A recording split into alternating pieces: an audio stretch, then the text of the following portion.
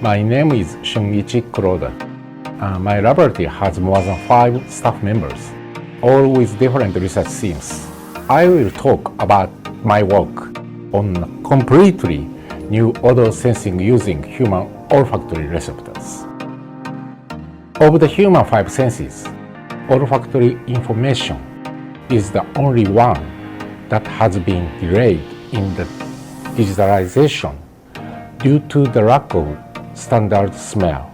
I have succeeded, probably for the first time in the world, in converting any smell into digital data with a responsiveness of about 400 types of olfactory receptors that humans have universally acquired during evolution. I believe that the sensor will strongly promote olfactory digital transformation in the next generation information society, where human-centric information will become more important. Thank you.